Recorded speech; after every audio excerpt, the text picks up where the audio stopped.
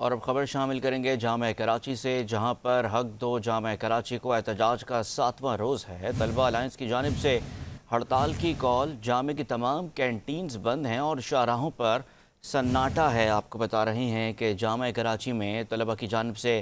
احتجاج کیا جا رہا ہے۔ جامعہ کراچی میں حق دو جامعہ کراچی کو احتجاج کا 7واں روز ہے، جس میں طلبہ الائنس کی جانب سے ہڑتال کی کال دی گئی ہے اور اسی سلسلے میں جامعہ کی تمام کینٹینز بند ہیں اور شاہراہوں پر سناٹا چھایا ہوا ہے۔ اسی پر مزید بات کرنے کے لیے ہمیں جوائن کیا ہے نمائندہ خصوصی ادریس سرائی نے۔ ادریس سرائی، بتائیے گا کیا مطالبات ہیں طلبہ الائنس کی جانب سے اور کیوں یہ معاملہ حل نہیں ہو پا رہا؟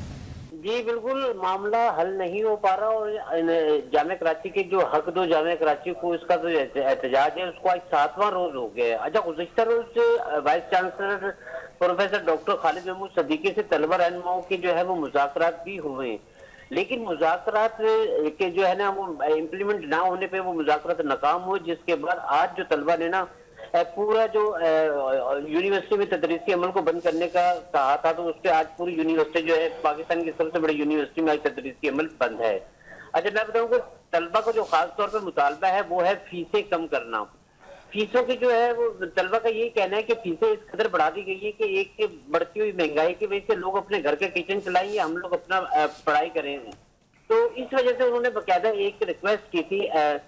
چانسلر صاحب کو کہ وہ فیسوں پہ کمی کریں، اور پھر اس کے ساتھ ساتھ جو دیگر مسائل تھے جس پہ پوائنٹس کے مسئلے تھے یا جو انٹری کا مسئلہ تھا اس پہ بھی ان کی بات چیت ہوئی، لیکن اس پہ مذاکرات ناکام ہونے کے بعد جو آج جامعہ کراچی ہے وہ بند ہے۔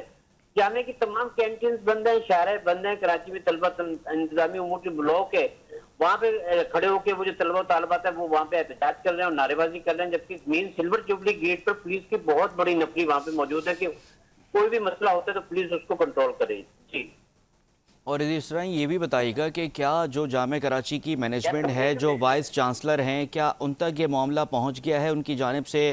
کوئی ایکشن لیا گیا ہے؟ کسی قسم کی مشاورت کی گئی؟ جامعہ کراچی کی کمیٹی کا کوئی اجلاس ہوا اس سلسلے میں؟